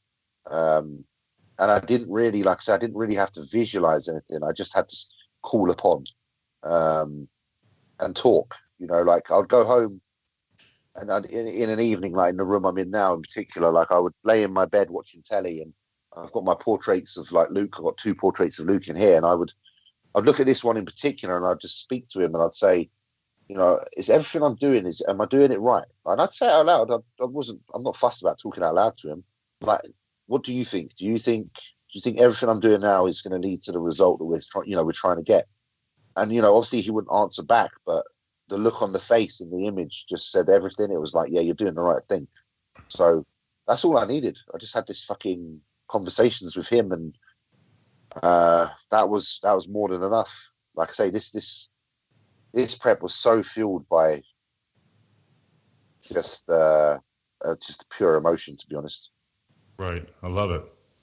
Yeah, that's he replaced all the visualizations you could have needed. I just didn't need anything. I just needed Luke. That was it. I just needed him, and I just needed him to hear my voice and to know that every ounce of sweat that I sweat and every footstep I take on a treadmill was me doing my best by him. And as long as he felt, and if he could feel that, if I could feel that he could hear that and sense that, then that was enough for me to know that the journey ahead was not going to be too challenging because I've got him behind me. Yeah, well, that's the old saying that if your why is great enough, the how doesn't matter. Meaning, exactly. you wouldn't have cared if you had to eat 0 food for 6 weeks to get it done. You'd be like, okay, now what? For Spain, no one had my why. Yeah. After Spain, it was quite difficult because it was almost like it went from switching for Luke for me. Right. You know, this one's for me, and that was hard because my energy was low and my enthusiasm was low because I was like, fuck. Although like I still kind of could feed off Luke, I spent most of that. Right. And then I was suddenly by myself because the come down of winning the show for Luke and presenting Luke's t-shirt and doing it for him, suddenly found myself like I've just been left right in silence by myself, and I had to dig deeper and find something. And I don't know what I really found in that time. That was more just determination than anything. That was just like, you've come this far, you've succeeded. Yes, you've got no energy left, but you've just won a show against a lot of people. Just see it done. And that's where Patrick actually even stepped in and said some good words about, I guarantee if you do this, it'll be worth it. And you'll be able to sit down in a few days' time and look back and be like, wow, I'm glad I did that. That's just like Luke, eh? To leave you to, make you do the second show just honestly, for you. See, fucker did. Like, immediately after that first one, he skipped off. He had to go get a drink. Jesus. He was too busy celebrating, and I'm like, fuck, I'm not ready to celebrate yet. It felt like that. It felt like he'd fucked off and gone and got a few fucking bevies, and then it's me like, yeah, I'll be there, but I've just got one more thing to do. I've just got one more thing to do, and it was difficult. I think that was probably one of the most difficult preps for me. Was just that few weeks between. That's probably the best way it could have been. Yeah, because you had to prove, you find a way. I think what's interesting is, and I know you get asked this probably hell even more than I do, is everyone's asking like, what do you think of before a big set, or what do you think of during prep? And I find that the truth is really disappointing because typically I'm like, just fucking do it. Like, that's the answer. Like it's not as deep and dark, and or in some cases like, well, there's nothing else I'd rather do. I mean, I remind myself of that when we're doing what we do. I'm like, you know how fucking lucky you are to be tired because you choose to do this? Yeah. I mean, that's a little hard. I almost don't like the word sacrifice, because I'm like, sacrifice? It's a choice. A choice. There's not really sacrifice in this, because at any given moment you could say, fuck this. I think regular people who don't chase their dreams sacrifice far more than the people who do. Because to create opportunity in life, you have to do some things that are uncomfortable. And that's why I am where I am. And I know that you guys have got to where you've got, because you've done things in the past that require maximum effort, and see that on the back of that, at least, you have opportunities arise, and you've taken those opportunities, but those wouldn't have been presented to you unless you did do what you did. Right. So, being a sponsored athlete, having, the opportunities I've had have all come because I've been willing to dig a little deep at times, which, again, like you say, is it sacrifice or is it a trade-off? It's more that you're paying. It's that currency thing, isn't it? Mm-hmm. I've paid for what I have in my life by investing into something with my energy.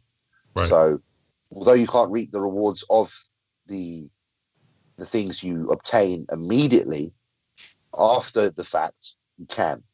Yep. So it's just about depositing for a while, sitting on it pretty, and then once things open up, you can then hit the jackpot and start using it. So what's the I want to ask you about the podcasting.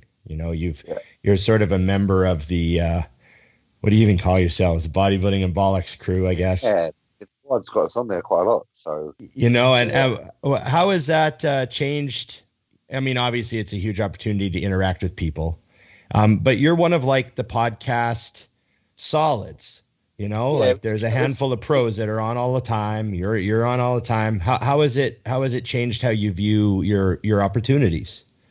I just appreciate it. I just think Fouad's got something really good going on with his channel. He makes a shitload of effort with bodybuilding and covering it, and he's a very good voice for it. He's crazy. And he has some opinions that are very strong, but I love him. But all in all, I'm just grateful that he considers me someone that is worth having in his presence on such a popular channel when he has a choice. He has multiple choices. He's in power. He can choose who he has. So I'm just very grateful that he considers me someone worth having on there. And it's great for me because obviously I get to like interact with other people like Seth, Ian, any of the guests. And these are people that, although I know from, afar, from an arm's length, I haven't been able to really interact with them via, FaceTime or talking. So it's just as cool for me really to be able to talk to them, because a lot of the time it's my first time interacting with them. And you just find that you're part of a much larger circle of people who have very similar morals and outlooks to you. Sometimes not the case. Sometimes they're very different, but then that's just as intriguing in its own right, because I think it makes the world colourful when you are all a little bit different. But I've certainly come to realise that there's something wired into certain individuals that we all have that allows us to get along really well and just appreciate each other's space and time. So yeah, it's just cool. It's cool, like, to be a bit of like one of the staple kind of guys on there. Considering, like I say, he had me on the show before I'd won anything or anything. He just liked to have me on. Very, very humbled and just very grateful. So I'm something to do, isn't it? Well, it's something to do.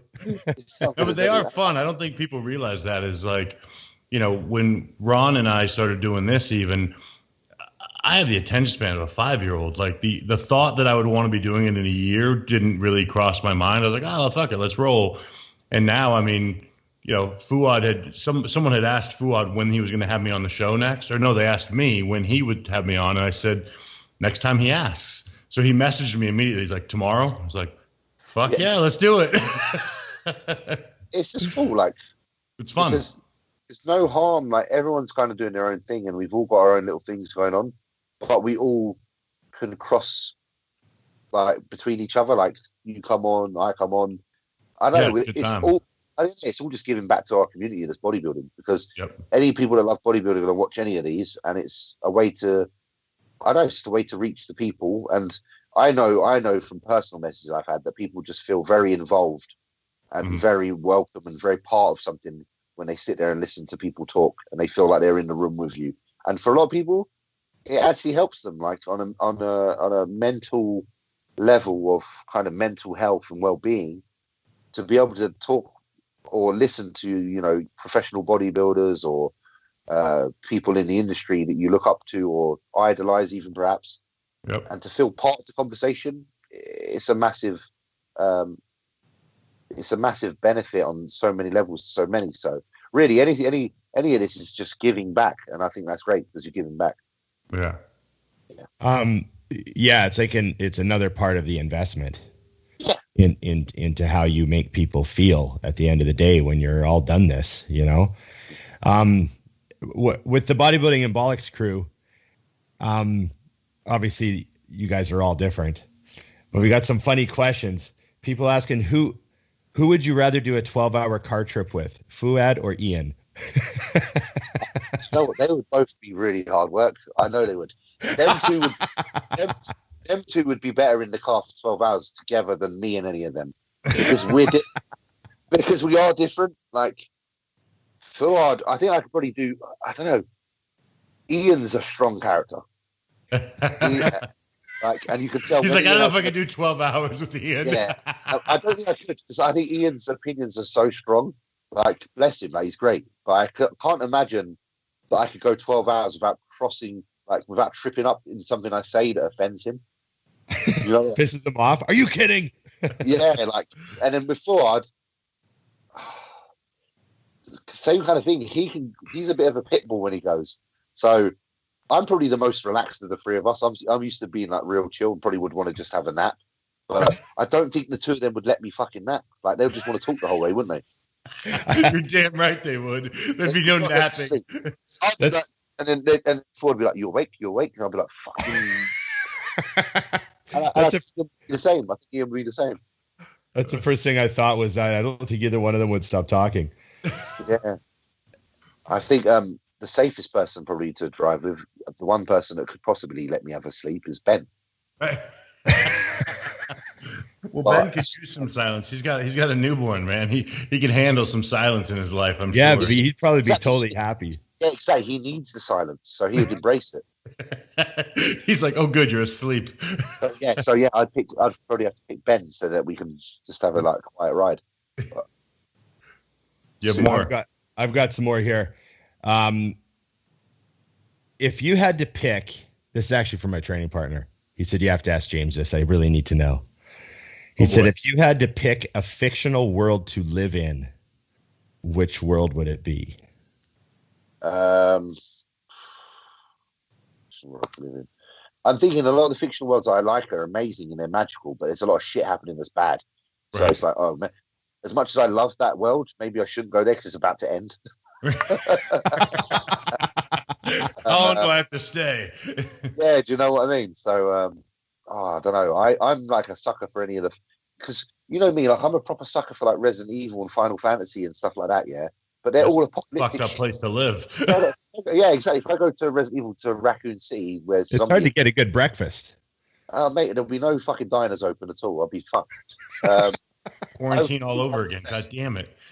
I'd probably have to say I would live in like Final Fantasy, one of the Final Fantasy games. Final Fantasy 9, it won't mean anything to you two, but the world, Final Fantasy 9's world is just like beautiful. Floating airships, you know, it's like old school. It's weird because it's like steampunk, like it's a combination between futuristic and past, like medieval. Yeah, I think steampunk stuff's really cool. It's a neat genre. It'd probably be that because we'd travel across the world in like it'd literally be on like an airship that's more like a like almost like a hot air balloon with fucking propellers. Like a Zeppelin. Yeah, like a Zeppelin kind of thing, and just I don't know. And then you can cast magic though and stuff. Like characters have magic abilities, so yeah, it'd be like Final Fantasy 9. It'd be like living that world. If you could have one magical skill, what would it be? I think that I'd like to be able to instantly to be able to teleport. So like if I could just think of somewhere, bam, I appear there. Because I like the whole flying thing. That's okay, but flying might not get you out of a pickle if someone's got a gun to you. Right. Or if you need to get to the store because you forgot egg whites. And London traffic. Come on. Whereas if anywhere you've physically visited in your life so far, if you can like think of it with your eyes closed and just appear there, that would be great. Okay. Because then it would give you an excuse to visit places because you want to get them added to your log. Right. You know, I'm never going to be able to go here if I don't go see it first. Exactly. So yeah, I've got to go to China because I've never been there. So go to China. But at least once you've been there, when you come back to England or wherever you are, if you wish to go back to China, you can literally just It's like the cookies on your browser.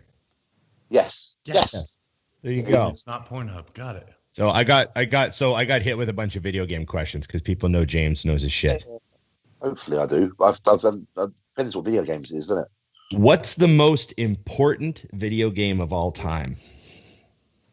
Oh shit.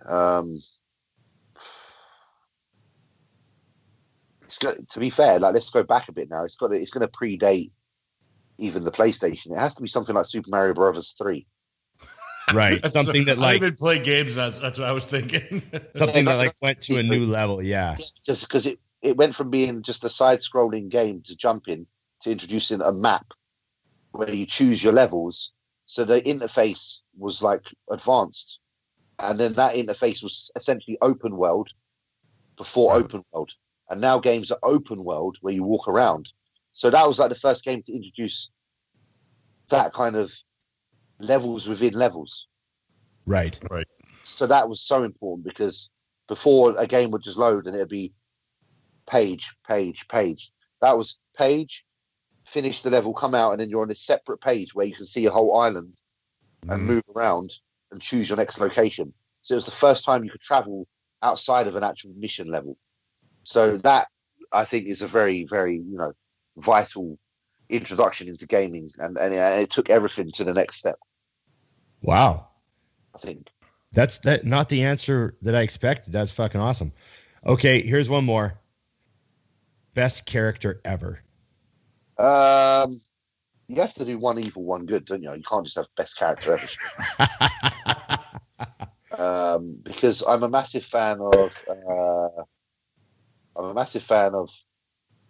Dante from Devil May Cry.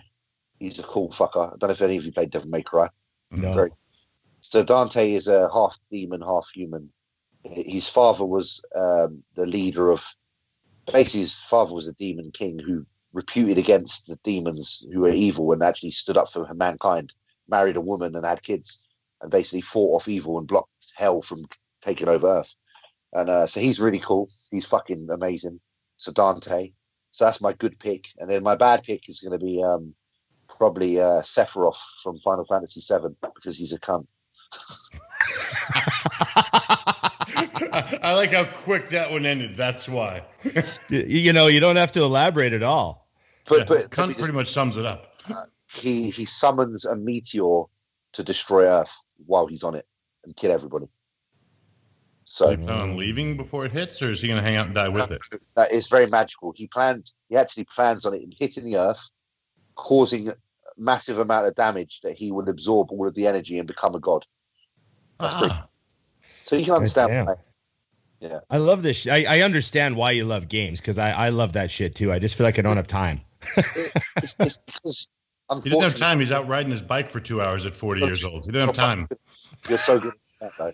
I'm very impressed with that. But the thing is, it's because movies can't go into the depths of what a game can because a game has a longer, span in a sense. You can play a game for 100 hours and the story unfolds gradually, whereas a film is 2 hours.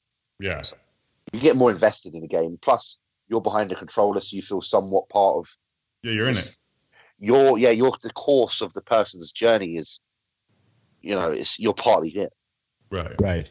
So it is. I think gaming's actually. I do think true gaming on that kind of scale is underappreciated and actually quite important as a art form because, like, reading books is important. I do think gaming, when done in that kind of manner, like Final Fantasy or something like that, is very good for you creatively as a person growing up and able to actually mature your headspace and allow you to understand things on certain levels. And I think it's looked upon as really childish, but it certainly has its things it taught me. Right. Taught me like the whole choose your path, choose your destiny, I always consequences too. That's one thing I read about games. I always looked at life like it was a game. I never wanted to admit that reality is as clear cut as reality is. I always wanted to believe that you are a very powerful being in a world where if you apply yourself and train hard or do something, you can actually break barriers and be something special. And I still would say that the reason I had that mentality is because I played games that fed that mentality. And I think that it's a great thing to have because I don't think I would have got as far in my bodybuilding as I have if I didn't have that belief in the power of I suppose, potential. And life teaches you that you don't have a lot of potential when you listen to it for what it is. It's quite blunt. Whereas, but those worlds let you see things that are so beyond and so other that I don't know. It's very encouraging. One thing I hope you like this. I haven't gamed for like 20 years. I mean, the last time I played games, I finished Diablo and Diablo 2 and like some of those old games, right? Yeah. But one thing that I have kept in my head as a bit of a metaphor or a bit of a reference is, when you're playing those games, you have like your armor, your speed, your magic, and you build them up over time. And you might go to a village and you might up your armor, and then you might need to up your magic, and then you got to decide what kind of character you want to be. Like, do you want all armor or do you want all weapons? It's kind of the old job role system. So in the original like Final Fantasies, you have certain attributes, like say you can increase spirit, which would help your magic go up, defense, your armor, vitality, which is your health, speed, which is your dexterity. So all those, your attributes to you as a human. Yeah, and sway it determines what you are. And sometimes when life gets complicated or noisy or overwhelming, sometimes I just boil things down to those. And I think like that, okay, my finances are here. My health is here. My relationships are here. Okay, what do I need to work on? Let's bring this up. And I'll actually see them, like, visualize, okay, I have to bring this up. This has to come up a notch. I like that. And it's something that I just kept from game. I know I'm not a big gamer, but it was something that just was always kind of easy for me to go back to, and it quiets all the noise. Yeah, well, because there's that wholesome feeling of being a younger man. So it takes you, even though you're not trying to go back, it is a time when before the stresses were apparent, but also systemic. Like, it is actually a great way to configure how to go forward. Like, you've put something in place, a way of which to compartmentalize things. Yeah, an easy way. One that you see makes you feel very peaceful. Mm-hmm. Right. And another thing that you can, someone might close their eyes and see the beach because when they grew up, they spent time at the beach with their parents. Right. You're doing something of that nature, but this is your way. Yeah. And there's another thing too, is sometimes you take a hit and you lose. So naturally goes boop. And I don't know, you run into a demon and he takes all your good swords. Yeah. So your fucking weapons go down and you've taken a hit. But I know in the games you just go back to work. Yes. Right. Yeah. You just go back to work. You can get it back where it was. No problem. And I remember vividly thinking that when I tore my leg. Yeah. I was like, oh, I just have to, you can do this. I've lost all my armor before. You just go around, you talk to the same shopkeepers, you go re-kill that dragon, get your thing, get it back up. And it's, I just thought I got to remember to tell James about that because I forgot last time you were on. I think that's a very good thing to say. And I think a lot of people listening can probably relate to that and they'll be able to use that tool to help themselves. I had one more game question and then it's Dusty's turn to ask, real world stuff. Greatest game of all time. Greatest game of all time.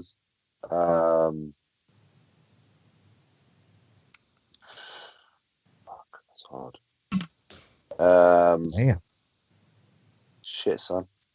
That's probably, if I'm honest with myself,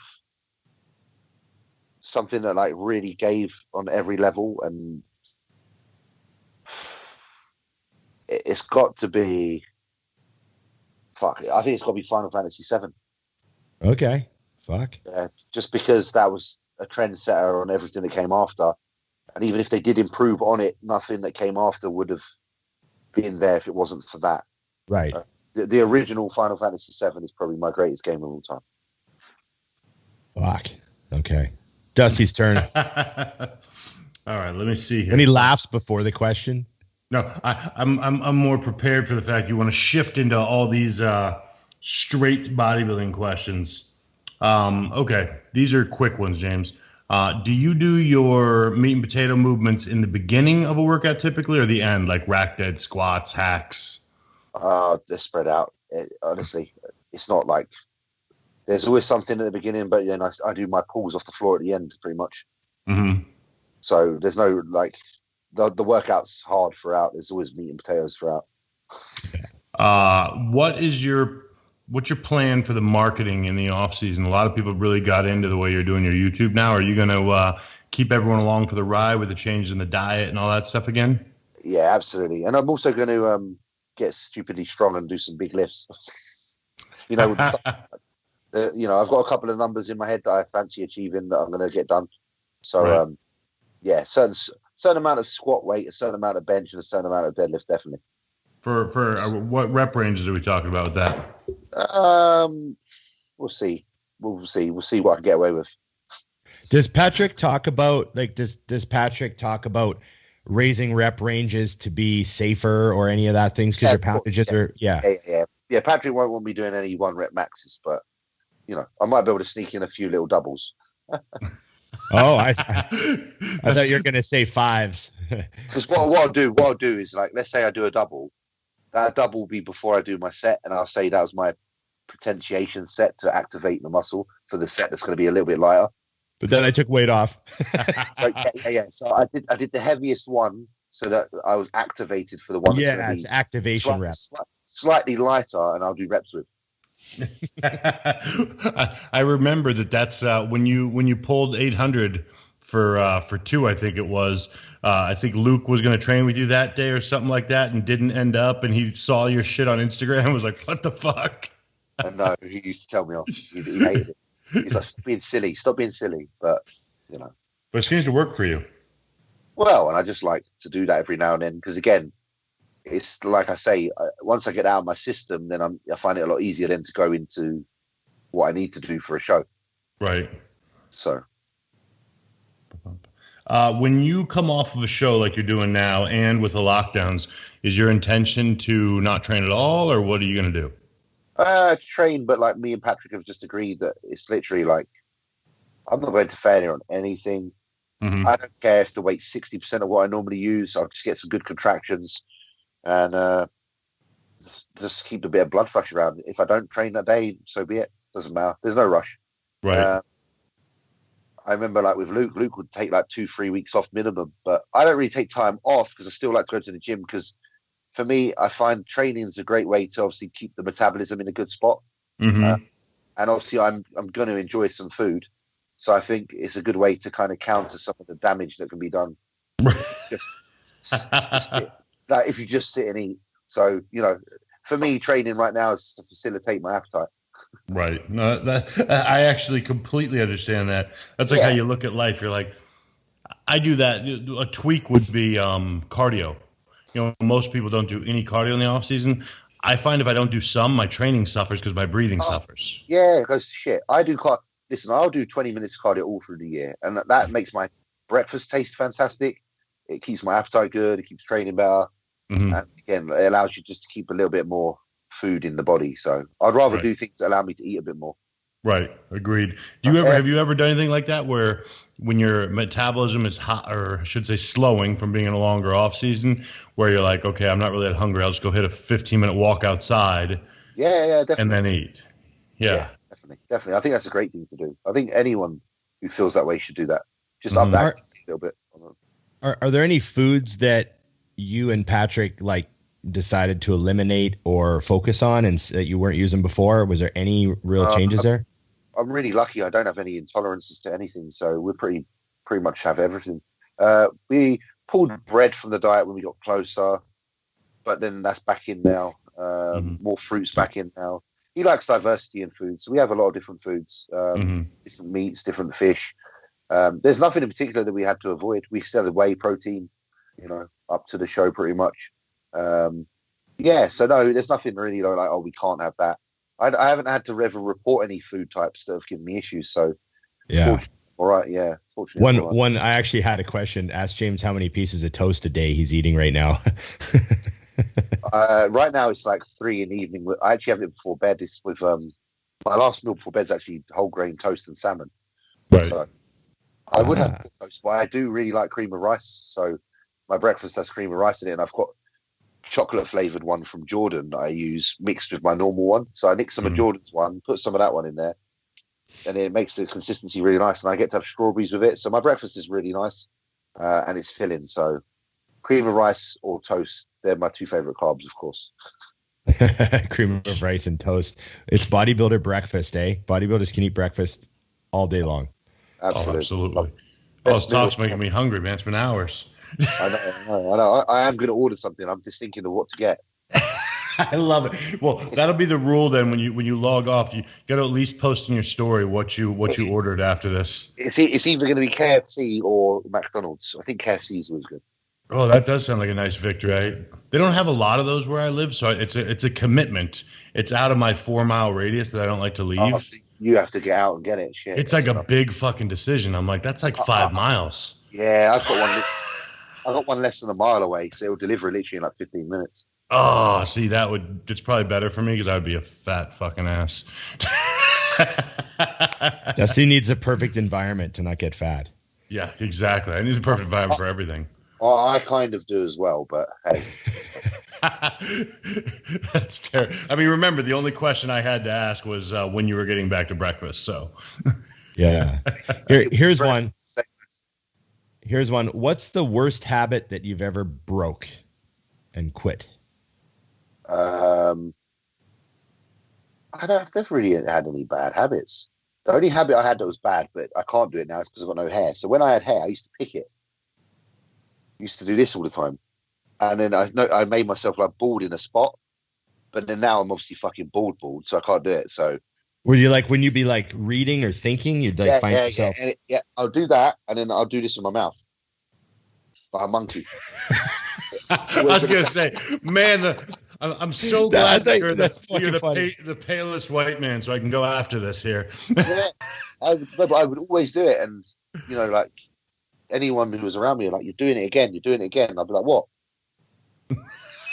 Right. But yeah, now obviously, because the hair isn't there, that doesn't trigger that, which doesn't trigger the mouth. They're connected.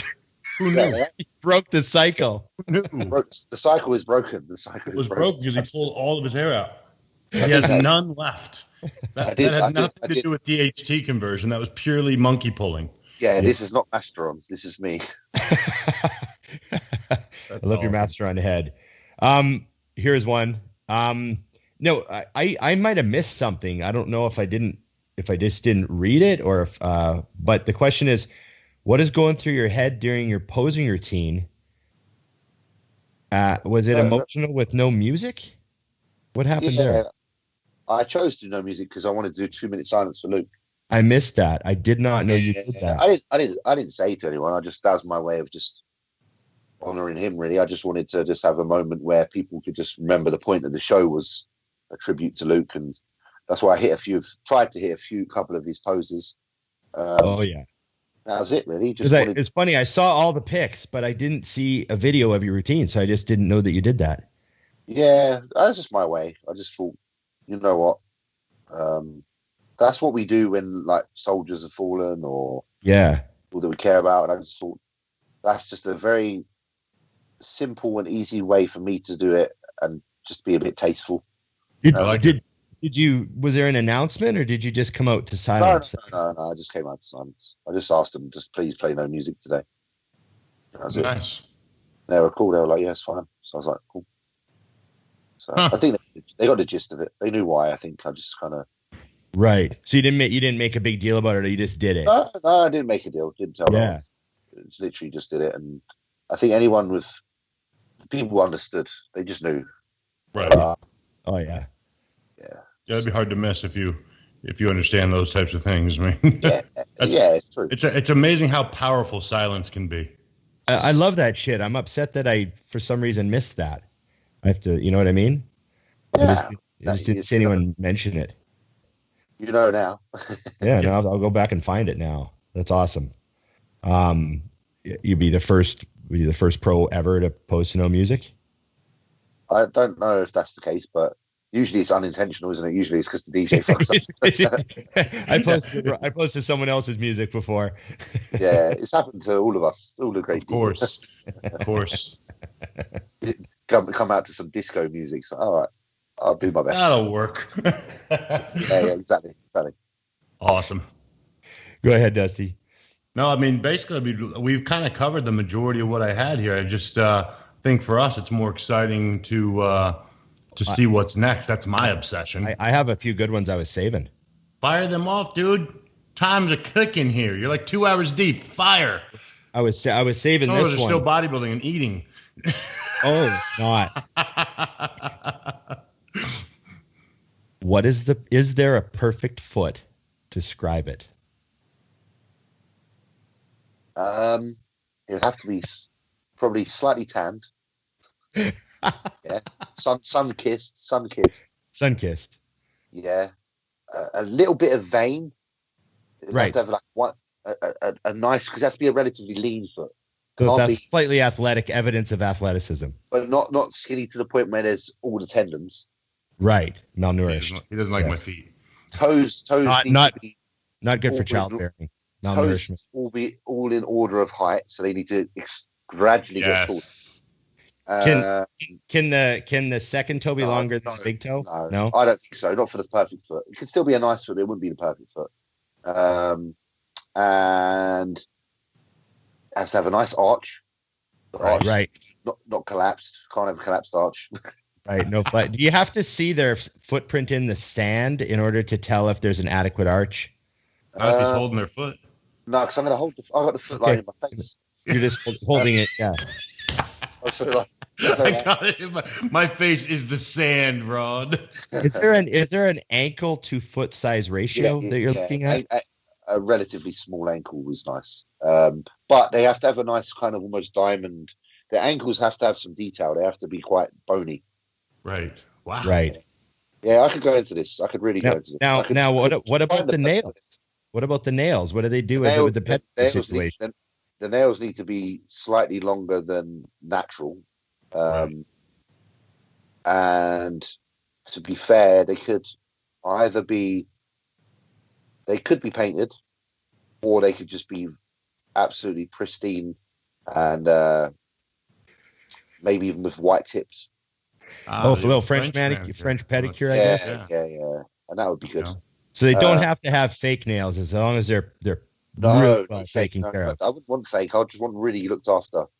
And really, other than that, they should probably smell like some sort of I don't know, what would be the ideal smell? I guess strawberries and apple juice. I don't know if I'm thinking fruity or if I'm thinking like maybe more. I see James Moore as like a vanilla romance kind of guy, you know. Yeah. I am very maybe that. Maybe I think like white cotton. There you go. Like really clean cotton. I love it.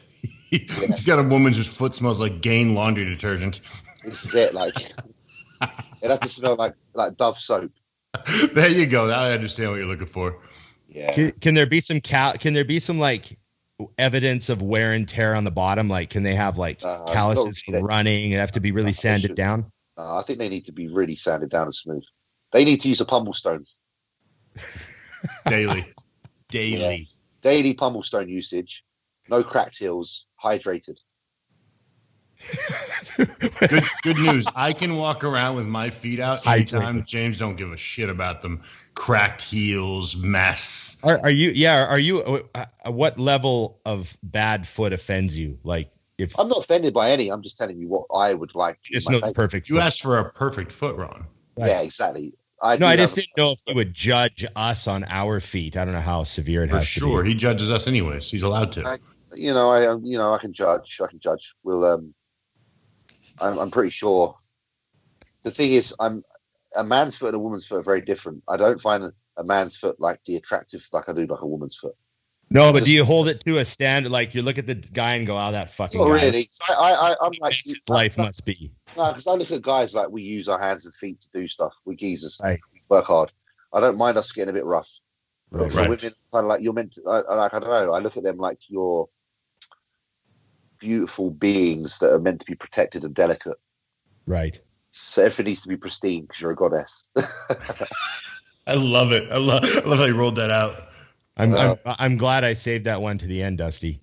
Yeah, I am too. I mean, the level of depth. Now I'm going to be walking around at the Scottsdale Quarter this afternoon looking at everyone's feet. I'm like, nah, James don't need you. I'm going to try and find the perfect foot. I'm going to try. And if I do, if I manage to do that in my lifetime, I'll take a snap and I'll share that snap and I'll make sure it was the first. I think I'm motivated to spend some time rubbing Emily's feet tonight and just appreciating that I have a nice set of feet that I maybe don't think about enough. You should, man. I always being on the giving her credit. Or the couch, and then you have their feet on your lap and you just give them a little massage. That's a great thing. Is that the ticket to the heart? I think that's the ticket to anything you want from them. It is a valid point, actually. Yeah. Oh, man. You rub feet, especially if they're doing any sort of effort. They're like, you immediately go, everyone's feet hurt. They just don't know it. Right. Exactly. So right. No one doesn't appreciate a good foot massage. That's actually true. I got to give them that. Yeah. Man, that ties into to so many things and so many lessons that we learned from Pulp Fiction about foot massages too. There's another classic reference. So thank you very much, James. Oh, that's the Quentin Tarantino likes feet. Yeah. Because in Dusk Till Dawn, if you remember, yes, she puts her foot in his mouth and literally pours beer down her leg, and that might have sparked my interest actually as a kid. That was the beginning. Salma Hayek's feet. That was the beginning. Tarantino has a bit of a foot thing, right? So if you watch Once Upon a Time in Hollywood too, that one girl keeps putting her feet up on Brad Pitt's dash, and they keep putting the camera on her. You know, it's part of his thing. He's into it. I like when you have a fetish and you just put it out there all the time. It's great. Yeah. So listen, it's a normal thing. It's a normal thing. It's a real thing. It's a lot more, I think, if you've got it under control, like James does, I think it's a little more socially accepted. Because if I had a Quentin Tarantino film, it'd be like, they keep just randomly showing tits. I'm like, what? I saw Quentin do it with the feet. Why can't she put her boobs on the dash? Why is that weird? Right. Yeah, there's a subtlety to it, isn't there, apparently? Yeah, I don't think that it's got the same subtlety when you go my way. It's just not subtle. And neither am I. There we go. No. Well, thanks, man. You gave us a lot of time. We appreciate it. I know you're a busy dude with all the podcasting and YouTubing and winning pro shows and being a freak and, rubbing feet and playing Final Fantasy. That's James Hollingshead, everyone. That's literally me. There's my life in a nutshell.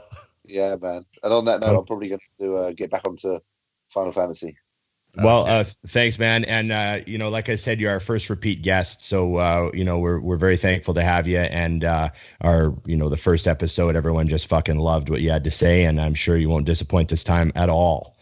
So once again, and we're all proud of you, man. Thank you so much. It means a lot, man. I really appreciate it. And you guys are good guys and just happy to be a part of our little bodybuilding family, to be fair, mate. I love it. Absolutely. Yeah. Okay. Keep it up, man. Thanks, James. Thanks again, guys. Peace out. See you. So, what do you think about KFC now? I mean, that's really what I got from all that, was that KFC is a good choice. And I'm just trying to think of side dishes. Yeah. That's not what I was supposed to get. I haven't had KFC in so long, man. But I remember I used to love the fries and gravy. Fucking Canada. They don't have fries at KFC in the States. Oh, they had like the craziest gravy. It was like the gravy, the saltiest, craziest gravy ever. I wonder if they have it see, you should have brought that up. Now I don't know if they have it in the UK or not. I got to text James. Damn, we don't know. I didn't realize we went so long there. We were like an hour and 40 minutes with them, weren't we? Yeah, well, and I got screwed because I got stuck out of my house, so I'm only eating twice today. And I'm like, listen, James, I like you, but I'm fucking hungry. And I got yelled at for eating on the show one time. I had like 3 people. You shouldn't eat on the show. I'm like, bitch. So my 2 takeaways from that interview were, first of all, I was rather impressed with his video game answers, even though I don't know the games he's talking about. It sounds like he really fucking knows what he's talking about. There's a lot of depth there. It's very interesting. I want to know more. And then the second thing was he really fucking knows his feet. I'm not a foot guy, but I was visualizing it while he was going. You know what my requirements for feet generally have been? Don't stink. Clean, attached to a living female. Living helps. Well kept, decently kept appearance. Yeah, I don't want like a fucked up one or anything, but as long as there's nothing like drastic, yeah. But I wouldn't hold it against her. Like if she danced ballet and she had some gnarly toes, I'd be like, fuck, she danced ballet. Yeah, but they would be probably got to amazing legs. Yeah, there you go. Then you got the ballet calves, the ballet legs, the ballet butt, and whatever. Yeah, makes sense. True. That's how I see the world, Dusty. I get it. Yeah, and I can't judge shit. I mean, look at me. It's a fucking mess. You're gonna be on, I can't believe you're here. This is awesome. You're gonna be on a date. You're gonna be on your next date, whenever that is. Dining with Dusty tonight or something, and you're gonna be holding her foot in your hand, just staring at it. And she's gonna be like, "What is up with my feet?" And you're gonna be like, "I never looked before.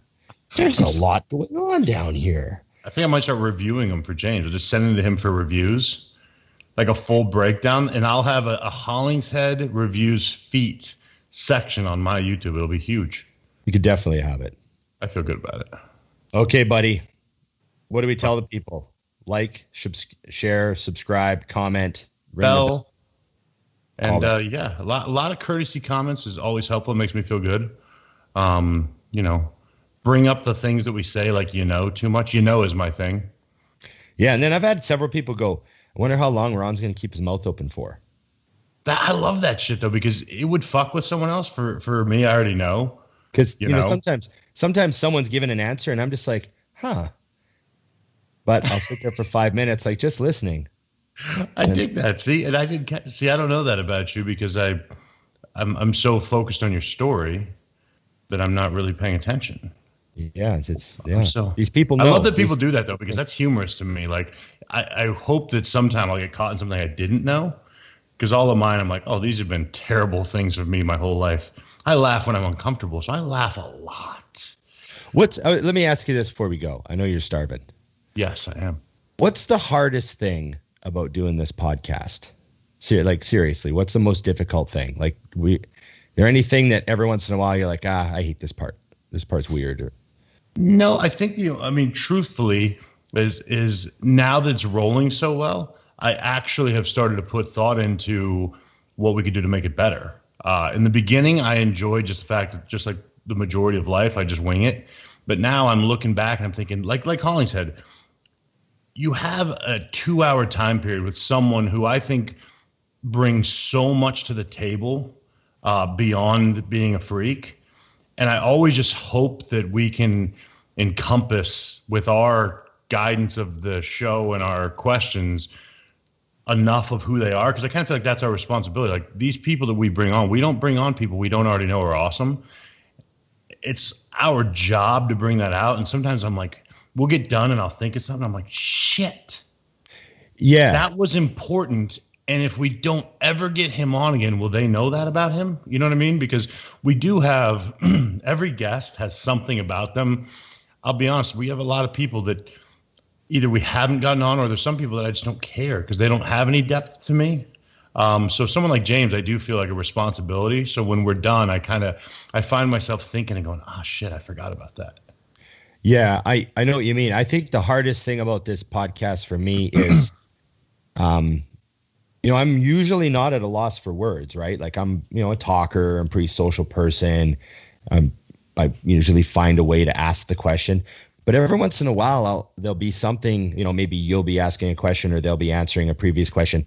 And I'm trying to find a way to put something into words that's like that. You're trying to get something, like you just thought of something you want to get out of them. Mm-hmm.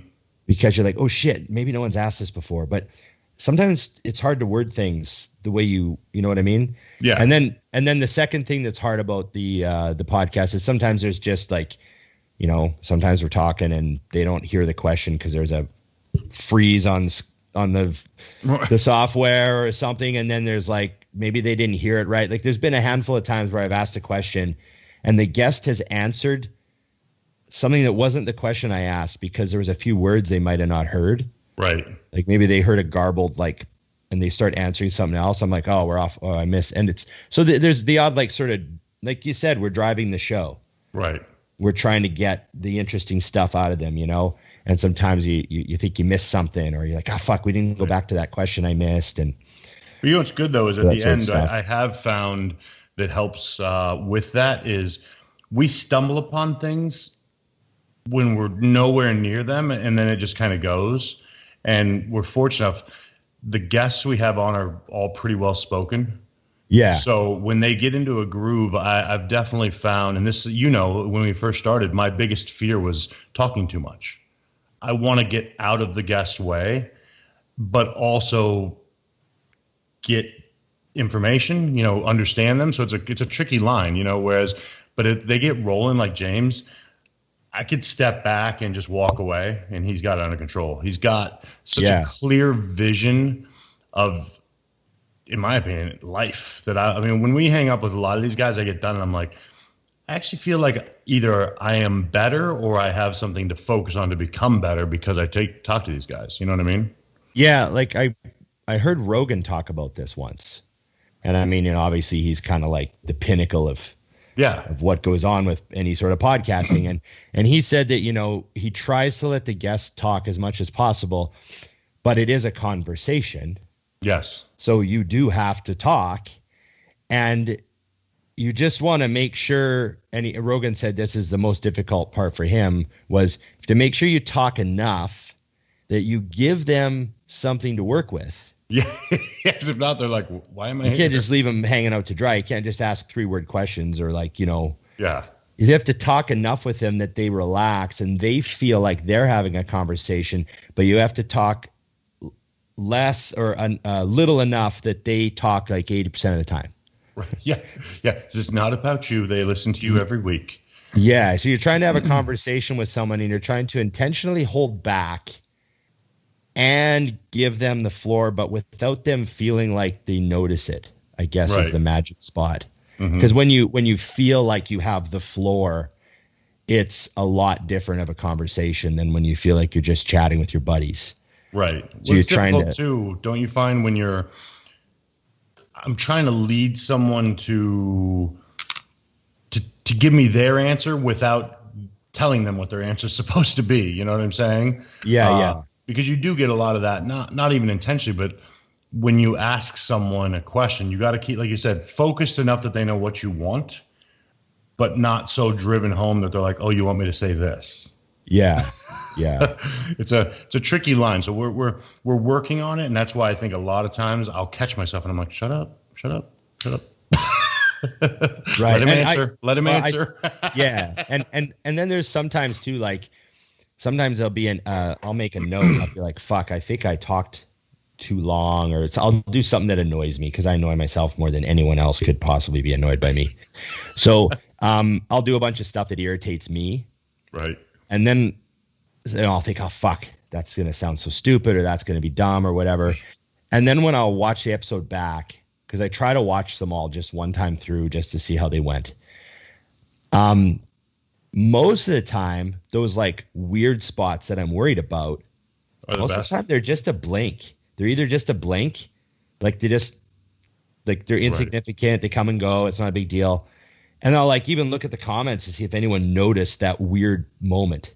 And like there'll be no comments about it. I'm like, oh, it's somebody. It was just a silence for a second. They didn't hear me, got the question wrong or whatever, and then it just moves on. It's like not as big of a deal as we think it is, because this long form conversation is a lot different than a 2-minute interview where you could accidentally say one wrong word and completely change your message. Right. Yeah, no. And you know that I'm completely opposite of you in that I've actually never watched one of these back, not even 5 minutes. But the reason for that is because I find you can analyze too much. When you're done, the only thing you work on is making sure, like I said, like we've talked about, is just making sure we have a little more structure. And whereas when it's just you and I actually prefer that there's no structure. Right. I mean, I tell people all the time that this is like going to dinner with us, except for we don't have the margarita pizza and there's no steak and rice coming. But other than that, we'll see where this shit goes. Yeah, pretty much. And as far as we're talking about all this stuff that can go wrong on a podcast, right down back to James he's just such a great guest because that we just had so many easy spots to just let him talk. Yeah. And you can tell that he wants to get his message out too. Mm-hmm. But it's a well thought out thing too. I've never watched, and there's a few people I always follow if they do interviews with anybody. And there's never been a time, even if it's a lengthy explanation, that I've thought he's derailed. Like, right. I always feel like even when he's done, I'm like, man, he could have went a little longer and I'd have been okay with that because you're getting moved in a direction based on his response. I'd be more than happy to have him come on and tell us about Kilimanjaro all over again. Yeah, exactly. For those of you who missed it, watch his first interview where he tells a fantastic story about climbing a mountain. I've never done. There we go. Well, do you want to cut it here, buddy? I got to go. I got stuff to do. I have a life. Beautiful. Yeah, I don't, but I got to go eat. Okay, remember, everybody, it's just bodybuilding.